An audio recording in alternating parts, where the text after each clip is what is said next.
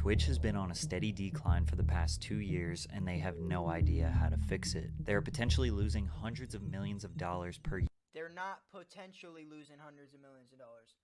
This site, known as Twitch, is losing hundreds of millions of dollars every year and has been for a fucking long time. A very long time. Year, laying off hundreds of employees, banning some of their most important creators, implementing useless features, and are constantly proving how little they know or care about the live streaming community. Twitch has been the biggest live streaming platform for the better part of a decade, but there is some competition on the horizon. Although it wouldn't take much for YouTube to put Twitch out of their misery, it's very likely. He said, I got 6 years to still make fun of your Twitch arms. Bruh. The fuck, yeet? What's up with you today, bro? You in fucking in Likely murder that their mode. collapse will come from their own self-sabotage. First and foremost, Twitch's financial stability is confusing. And although they reported $2.8 billion in revenue in 2022, it's unclear how much of that, if any, was profit. However, there are a lot of implications that suggest the company is struggling to be in the green. Twitch's 4 ways of making money are through subscribers, who pay $5 a month to get an ad-free experience, as well as other small benefits. In-app purchases, which include bits, a digital currency that users can purchase to donate to streamers. Partnerships with brands and sponsors, and of course, the number one, advertising. We don't know how many total paid subscribers there are on Twitch. Now, advertising is one of Twitch is really emphasizing advertising and making people run ads a lot more, which, I mean, honestly, I'm not smart enough to have an opinion. Twitch. I did find this metric from Stream Hatchet that says in April of 2021, Twitch had 8.7 million subscribers, where 43% of them were Amazon Prime subs. A Prime subscriber is someone who gets an ad-free experience for $0 since they already have an Amazon Prime membership, because Amazon owns Twitch. Therefore, Twitch doesn't make any money on that sub. In fact, you could argue they are losing money since viewers are paying $0 and not getting ads, and Twitch has to pay creators $1 and some change for that Prime sub. Anyways, this graph indicates that in the month of April, Twitch had 4.7 million paid subscribers, times $5, which is 23.5 million, times 12 months average, which would be about $282 million in sub revenue in 2021. But that's Twitch on average receives between 30 and 50% of that money, because for affiliate streamers, Twitch takes 50%, or $2.50 of the $5 subscriber price, and for partners, they take 30%, or $1.50 of the $5. So if we favor the high end of 50%, that would equal $141 million in subscriber revenue that goes to Twitch. But if Stream Hatchet's estimation of Twitch only having 4...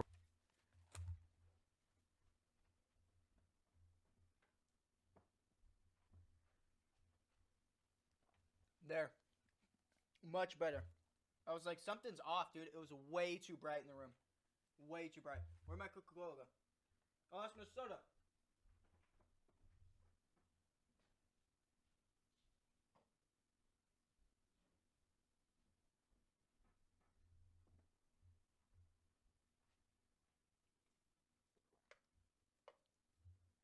So, Yee, I'm guessing you just got absolutely swole arms. You're just fucking in the gym, just being an absolute fucking man, right? So I'd assume. Wouldn't expect nothing less from Yeet, right? 4.7 million paid subscribers per month is wrong, and they actually have around 10 to 20 million paid subscribers per month. That would bring Twitch's cut between 300 and 600 million. Just straight up. He said, no. Nah, they're swole, bruh. You got swole arms, dog. $1 per year. Some people argue that Twitch taking a 50% cut of sub revenue is just an act of greed, because most of their money comes from advertising. Now, $141 to $600 million is nothing to scoff at, but compared to $2.8 billion, I could see why people make the claims. However, it seems like Twitch needs this money to keep their business from failing. According to a blog post in November 2022, where Twitch president Dan Clancy, who is now the CEO, announced that creators who make over $100,000 in sub revenue will no longer get their 70-30 split. It will go down to 50-50, and over time, all creators will split the sub revenue 50-50 with Twitch. Yeah, Why? which is Well, because egregious. it's too expensive to run Twitch. Delivering high definition, low latency, always available live video to nearly every corner of the world is expensive. Using the published rates from Amazon's Web Services Interactive Video Service, or IVS, which is essentially Twitch video, live video costs for a 100 CCU streamer who streams 200 hours a month are more than $1,000 per month. Now, what they said here is very misleading. If you want to start your own live stream platform, you can pay for Amazon IVS, or basically Twitch's infrastructure. The problem with Dan's statement here is there is simply no way Amazon is charging Twitch the same rate that anyone else would be charged for using IVS. Why wouldn't Amazon do that? Well, again, because Amazon owns Twitch. Amazon would charge me or you $1,000 per month to deliver HD live video to 100 concurrent viewers at 200 hours a month, but they likely charge Twitch at least 50 to 90% less than that. In fact, nobody has any real idea of how much it And it's still not profitable? Holy fuck. costs to run Twitch. That's absolutely insane. Obviously, you have employee compensation with thousands of employees, but more importantly, billions of dollars per year in energy costs to maintain those servers and deliver perfect quality, on-demand streaming all over the world at any given moment. And although we don't know those costs, we can pretty safely say that taking a higher percentage from their partners is not going to cover the expenses. Now, regarding how much Twitch makes from bits, it's unclear, but I'm sure most streamers can agree that bits donations are nowhere near as common as subscribers. It was reported that Twitch generated $185 million from in-app purchases. I'm not sure if this includes subscribers and bits together, or if it's just bits and other microtransactions like badges, gift cards, and the loot cave. Either way, we are learning that at best, Twitch is generating roughly $750 million from subs and in-app purchases, or at worst, $185 million. Regardless of what the real numbers are, we know that without a doubt, Twitch could never survive on just paid subscribers and in-app purchases, which means that likely the $2+ billion in revenue they generated in 2022, pretty much it comes from advertising and brand partnerships. The problem with this is advertisements are destroying the viewer experience. Absolutely horrendous, bro. I mean, you were just complaining about it twice. You got two of them. Creators have a terrible revenue split with Twitch, which has led to a near 10% decrease in average viewership and watch time for the past 2 years. We all know how annoying ads can be. One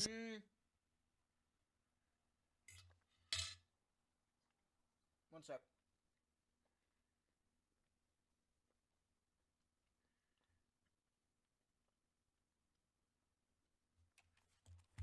One sec, chap.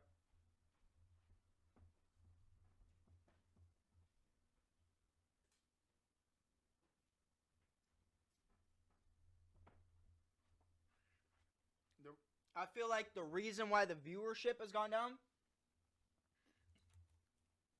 is I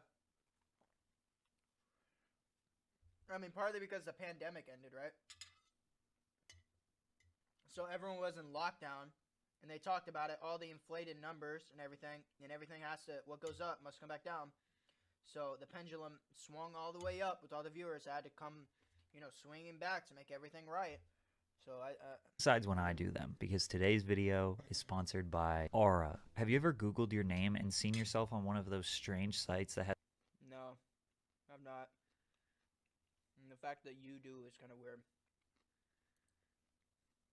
Let Aura protect you and keep your information safe online. You can let people continue to exploit you and profit off your private information, or you can go to aura.com/PatrickCc to start your 2-week free trial. Link in the description. Thanks, Aura. On an average Twitch stream, a viewer will get a minimum of 3 minutes of advertisement. Yep.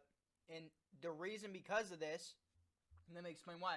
This Twitch made it so that you do not get your split, right? You do not get your whatever split if you do not run a certain amount of ads. And it's actually egregious, man. So they forced every single streamer to run they have to run a certain amount of ads on their stream, or else they don't get the sub split, which is absolutely fucking egregious, man. It's absolutely egregious. per hour. However, in late 2022, Twitch announced the rollout of the Ads Incentive Program, where they encourage streamers to run 8 to 10 minutes of ads per hour. Multiple minutes of ads being displayed consecutively will result in viewers either leaving the platform or clicking off to another streamer. The only problem is every time you click on a new stream, you will get hit with another you'll get a brand new pre-roll ad. Unskippable 30-second ad. There is no way to skip the ads. There is no way to escape the ads, and there is no way to rewind the stream and see what you just missed. This has led to a near 10% decrease in hours watched and average viewers from 2021 to 2022. And both of those metrics are also down in 2023 by 5%. Simply put, there are too many ads on Twitch. But that's a good thing for the company, right? Well, not exactly. Twitch does not have an immense amount of data on who their viewers are, because there isn't a whole lot to do on the platform to track it. Think about YouTube, TikTok, and Instagram. In just a few minutes, you will be exposed to a large variety of different niches, and you are actively pressing the like button or stopping to engage with the content. The amount of specific information you give about yourself without realizing is just data that gets organized and used to sell targeted ads to you. Because of my Instagram habits, the app knows that I like men's streetwear and accessories, skateboarding, modern furniture, rap music, and golf, so they can send me ads related to those things. All Twitch knows about me is that I watch I'm Dante a lot, and that he's my favorite streamer. So they could maybe guess what I might be interested in based on what they think I'm Dante's viewers like. And because of this, most advertisers don't feel comfortable using Twitch because they don't know if they are truly selling to their target audience. Are you That actually makes perfect sense. Holy shit. drinking water? When you advertise on YouTube, a brand like Pampers can target as specific as 28-year-old married women that live in the eastern United States and are pregnant or just had their first child. And YouTube can run ads so that mostly viewers who fit in that category will see those ads. If Pampers went to Twitch with that target audience in mind, they would simply not know where to run the ads. To be fair, I don't think that I can't cut this. I don't think that you would find a big audience for that over here. You know what I'm saying? I don't think I don't think there's millions of moms or fucking pregnant moms or whatever the fuck over here on Twitch. I mean, maybe there could be, but I would guess that the number would probably be somewhere in the thousands, probably below 100,000. The only thing that Twitch knows is that their audience is mostly men ages 13 to 35 who like video games. This eliminates a huge chunk of potential revenue because only a small amount of brands want to Yo, you have a blessed rest of your day, man. I appreciate you coming through, for real. I'll catch you again soon, man. advertise to that audience. Energy drink brands, unhealthy snack brands, car brands, and other men's lifestyle brands love advertising on Twitch, which leads to interesting sponsorships like QT Cinderella baking a cake on a live stream, but with a Manscaped partnership that says "We save balls" on the screen. To make things worse for advertisers, every deal has to be a long conversation with the ad sales team at Twitch. Back and forth emails, phone calls, contracts, a process that takes forever. But any brand or individual can simply go to YouTube, click start advertising, and run a campaign without ever talking to anyone. Twitch will never be a real competitor if they don't figure out a way to get more reliable data on their users and create a programmatic ad system so brands can sell to their audience without relying on communication with a Twitch employee. And because of their that makes sense, inability to produce substantial revenue, they hired internal leadership who would shift the focus away from creators and towards driving profits. The senior vice president of global creators, Constance Knight, created a new initiative. Man, chat, this asparagus is fucking bomb as hell, man. I was kind of like, obviously, I've cooked asparagus before and fucking all these things, but it's not something that I've made a bunch. So I don't really know how to make it, right? It's fucking fire. Cut costs, cut costs, cut costs. Every decision over the course of her tenure was fully based on how it was going to increase company profits, which isn't necessarily her position since she is the head of global creators. Therefore, the needs of creators were constantly being ignored. In one specific example, Knight said that burnout was not a valid reason for creators to not meet contractual obligations. If you don't know, most of Twitch's top creators have contracts directly with the platform where they are being paid essentially a salary or hourly rate to stream exclusively on the platform. And that would be like, you have to stream, I don't know exactly what it'd be, but like, let's just throw out a random thing. You have to stream 100 hours in this month to meet your requirement. These contracts require them to stream anywhere from 70 to 100 hours Okay, I was literally exactly right per on. month, which is roughly 3 hours per day or 4 hours per day if you want the weekends off. But the VP was not letting creators use burnout, or basically them being unmotivated to stream, as a valid excuse to not meet their monthly stream requirements, which led to Twitch employees feeling like the company was losing its way. 12 Twitch employees had gone to HR or logged complaints with their superiors overnight. 5 had left the company citing night as a reason. Now, some of you watching could never be convinced that sitting at a computer and playing video games could become a stressful or an annoying job in any way, shape, or form. But at the end of the day, it still is a job, and anyone can burn out from any job that they do every single day for years. Exactly. Another previous Twitch employee took to YouTube to state how they feel about the company. Twitch doesn't care about creators. Twitch cares about looking like they care about creators. Everything Twitch has done for the last 4 years has been with the goal of feeling like they understand and care. Although this could seem like an employee who is just upset about being fired, Twitch has shown time and time again that no matter how large of a creator you are, they will take you down, even at your highest moment. Kai Cenat, a creator who only just started streaming in February of 2021, dominated Twitch. And let me just say, Kai is live right now. Kai is currently live right now on Twitch.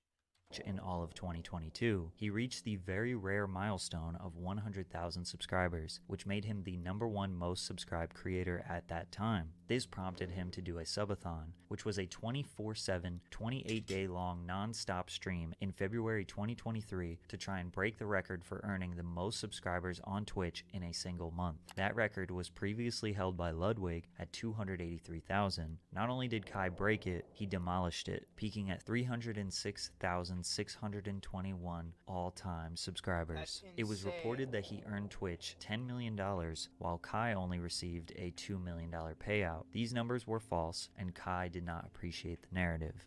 Twitch made $15 to $20 million on Kai Cenat, and Kai only brought about $2 million back to the bro. Where y'all getting these numbers from? Where are these numbers coming from? Because now it's a narrative that I'm just a black man who's getting used for millions and millions and millions of dollars. Kai breaking the sub record was huge news, covered by publications like the BBC and Bloomberg, and most of us would assume that Twitch would do anything to boost Kai up. After all, he made history on their platform. Yeah. At the very least, they would try to use this amazing moment to show the world what wonderful opportunities there are for creators. Weeks later, they fucking banned him.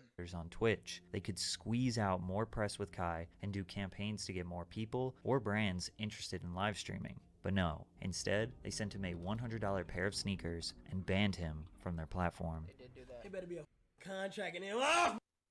Congratulations, Kai, on your huge accomplishment. We are so proud of you, Laura, Anna, and all of your friends at Twitch. Unfortunately, there was no contract in that package. Twitch did not see enough Yeah, and Kai, which is wild, Kai's actually one of the biggest streamers he was not under a contract. value in Kai to offer him a streaming contract. Same thing with Aiden, but in my opinion, Aiden almost made sense because he's so like his content was so edgy and so like I don't know, like I would find Aiden breaking the rules and breaking Twitch's TOS way earlier than I think I would find Kai breaking it. Or they're making a very strategic business move. Twitch is very top heavy, meaning the top creators are making all of the money. Yeah. Only 5% of Twitch streamers made over $1,000 in 2021, and 50% of all of their revenue comes from 1% of their creators. Kai became a 1%er without getting an exclusive contract, which means Twitch is profiting immensely off him. It seems like they are not giving him a paid contract because they don't think he will leave. His largest audience and main financial vehicle is on Twitch, and if it was up to them, they wouldn't give streamers contracts to begin with. They want to get to a point where they aren't as reliant on the top 1% of of creators. So if someone leaves the platform, they will be just fine. YouTube has 600 creators with over 10 million subscribers. If 20% of those people stopped creating, YouTube wouldn't be hurting financially. Eventually those creators will be replaced, but Twitch 1%ers can't be replaced as quickly or as easily. True. Maybe Kai is a transitional point for Twitch as a company to see if they can keep 1% talent without paying them additional money. Just a few short Which weeks. is absolutely fucking egregious, bro. How you gonna that just doesn't make any sense to me, man. How you gonna fucking not give him a fatty contract? They should. It's like in sports, right? In sports, you do really good, you excel, you get a contract for that, and then you get you know what I'm saying? You get a higher paid contract for that. That should be how Twitch is, in my opinion. It should be the same type of thing where you do better, your stream performs better, you have higher concurrent viewers, whatever the fucking parameters they want to set. You excel in those parameters, you get a better contract. That's just how it should be, in my opinion. And everything, it should be like, they should just be upfront with saying how much everything is too, in my opinion. I don't think, like, I think they should 100% lean into the, like, I don't know. I think they should just handle it how sports teams handle. I understand it's not sports, but it's almost the same thing. It's a craft and a thing that you get better at, and then people watch and you get paid based off how many people watch and everything, and how good you do. So they should treat it almost like the sports teams treat it, rather. After they sent him the sneakers, Kai Cenat announced he was banned from the platform on April 17th. How could they possibly ban the #1 creator on the site? Nobody knew the reason why, but it prompted support from people like Kyrie Irving and Nicki Minaj. We later found out that Twitch told Kai it was from a GTA clip where he Okay, yeah, I'm gonna skip that clip.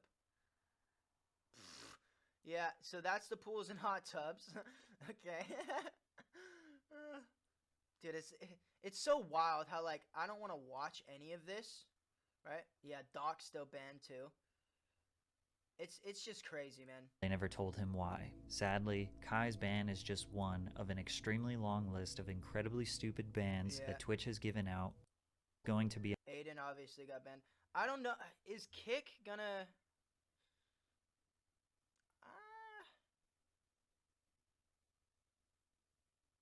I personally don't see Kick being the rival that it's supposed to be. Like, this whole Twitch versus Kick thing, I really don't see it. Enough to really compete with Twitch. Think about all of the problems I highlighted in this video. Kick is going to have to deal with all of those same problems, but more importantly with advertisers, they will be targeting the same niche as Twitch, but with less censorship and more risque content. Advertisers Wow, yeah, so Kick is not going to work either. Kick's absolutely not going to work. Will feel even less comfortable than they already do with Twitch. Yeah. But the biggest problem is Kick is built on Amazon IVS. Remember when Twitch said it was too expensive to... Oh my god, Kick has to pay out so much to... Wow. To run Twitch on IVS? Well, Kick uses the same infrastructure. The difference is Kick is likely paying at least 20 to 50% more than Twitch is to keep their business operating. So in a way, no matter how successful Kick gets, they will be paying millions, if not billions, to Amazon, who could use that money to fund Twitch. Now YouTube Oh my god. Gaming, or their live streaming sector, could very... Now YouTube is definitely a real competitor to Twitch. Very well be a threat. The worst part about YouTube is that the live streaming experience is just not as good. The chat is chaotic and hard to read. You can't look at chat logs, which makes it really hard to moderate. The raid feature is terrible. The discovery page for live streamers actually looks like they don't update it. And they lack many of the small features that make Twitch streaming more dynamic and more fun. Yet even with all of those downsides, YouTube still holds nearly 15% market share. Oh my god, Facebook Gaming has more than YouTube Gaming? I did not even know that. In total hours watched, Facebook Gaming has 1.2. Holy shit. I did not know Facebook has 15% of the market share. In the live streaming space. So why is YouTube a threat? It's very simple. YouTube has 2.5 billion monthly active users compared to Twitch's 140 million. YouTube has a strong and reliable ad revenue system, Yeah. which generated $29 billion last year. Plus, they are offering 70-30 splits for streamers. And if you build a following up as a streamer on YouTube, you now have a whole YouTube channel that you can post regular videos on. You just built True. yourself 2 assets at one time. Most Twitch streamers have to post clips of their streams on YouTube in order to grow. And even still, the translation is not that great, and they end up Yeah, it's actually egregious how that is. being more popular on YouTube. If YouTube just got their live streaming page to It's actually crazy how that works, because he's 100% right. Most, like, when you compare a lot of Twitch streamers to their YouTube channels, if they're actually doing YouTube and doing it decent, their YouTube is performs 100 times better than their Twitch. And it's the same thing with me too. Like my YouTube performs 1,000 times better than my Twitch. And I've been doing YouTube for not even 2 years. And I've been doing Twitch for like almost fucking 5 years now. It's insane. operate exactly like Twitch or Kick, which wouldn't really be that hard for them. It wouldn't make any sense for small streamers to use Twitch. 1% streamers like Hassan and XQC wouldn't immediately jump ship, or maybe never, because they already have a huge following. At the same time, everybody has a price. Nobody thought Ludwig would switch platforms, but he did. So why hasn't YouTube tried to take over? Especially since I claim it'll be so easy for them. Maybe they just don't see live streaming as a worthwhile business investment. Think about everything I mentioned in this video. All the hurdles, all the expenses, all the bans, moderation, discoverability issues, creator There is a lot contracts, to flip advertiser in that. uncertainty. Maybe YouTube thinks that live streaming will never be as profitable as video on demand, film, sports entertainment, and music streaming. Maybe live streaming will always be considered a niche subgenre of the entertainment industry. Until YouTube sees a bar packed full of people paying a $10 cover to Look at watch all these Hassan debate motherfuckers. Aiden Ross or Kai Cenat and 21 Savage react to Drake memes, they probably won't even bother. So what should Twitch do? Well, they definitely need to figure out a middle ground with ads. They need advertisers to pay the bills, and we as viewers understand that. Maybe a feature could be implemented that allows viewers to skip an ad or two just in case they pop up at a crucial time in the stream. And then you can watch another ad later. Maybe even a feature that allows viewers to watch ads for a reward, or uninterrupted ad time when there's some downtime in somebody's Oh, I like the idea of watching ads for a reward. stream. Maybe even a feature that allows When you go in, watch this 2-minute video and get 30 minutes of, where you like watch like a short thing and you're like, oh, okay, now I'll get to watch this viewers for... to watch ads for a reward, decent, or not a uninterrupted terrible ad idea. time when there's some downtime in somebody's stream. Kind of like how mobile games will allow you to watch an ad for a reward. Or you could exchange personal survey information for less ads. It's invasive, but hey, they're going to try to do that anyway. And after they improve their ad system, just keep the 70-30 revenue split with all creators, big or small. True. Most platforms provide a better split than that, so that's the least they Facebook gaming, they take home 100% of everything? That's insane. can do. Also, more clarity and consistency when it comes to streamer bans seems like a very fair ask. Just tell people why they were banned in detail. Timestamp it, provide a clip. Every single time someone is banned, it should be the same process. Most importantly, they need to improve discoverability for small/medium-sized creators. Twitch streamers relying on YouTube or TikTok to gain a following is absolutely ludicrous. Twitch is way too reliant on the 1%ers, and they're way too reliant on other platforms. Ultimately, I want to see Twitch win, and the streaming community wants to see them win as well. course. I think live streamers are incredibly underrated in terms of their entertainment value and ability to hold an audience for hours on end. Yeah, I But agree. if they don't make these critical improvements, and YouTube just decides to invest $1 billion into making YouTube gaming a fierce competitor, I think Twitch could be on the verge of going out of business 5 to 10 years down the line. Did he say one thing that anyone can disagree with? Did he? Did he say one thing that anyone can disagree with? I don't know if he did. A lot of it's very true, and he said it at face value, and, kind of just laid everything on the line there, man. Well, hopefully they can fucking make some changes. I know I'll probably be here at the end of the fucking day. Whether they change shit or not, I'm probably still gonna be here, just fucking, crumbing off the bottom. Make sure to go subscribe to Patrickcc, if you haven't already. God damn, man, goddamn.